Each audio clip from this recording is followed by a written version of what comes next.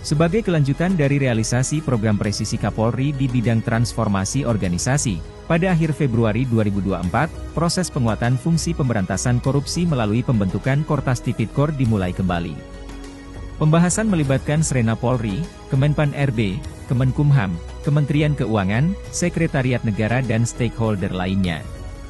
Akhirnya, pada tanggal 15 Oktober 2024, Korps Pemberantasan Tindak Pidana Korupsi atau Kortas Tipikor terbentuk, melalui Peraturan Presiden Nomor 122 Tahun 2024. Satuan kerja ini bertugas memberantas korupsi melalui fungsi pencegahan, penindakan, serta penelusuran dan pengamanan aset.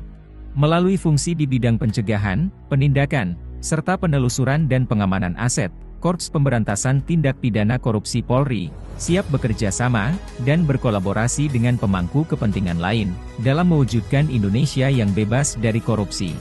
Segenap personil Direktorat Tindak Pidana Korupsi Barreskrim Polri akan terus berkomitmen dan bekerja sebagai penyidik Polri yang presisi, mengawal pembangunan negara dan cita-cita nasional.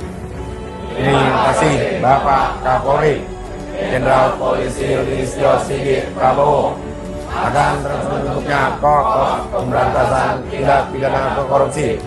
Bersama kita kawal asas demi Indonesia maju. Salam presisi.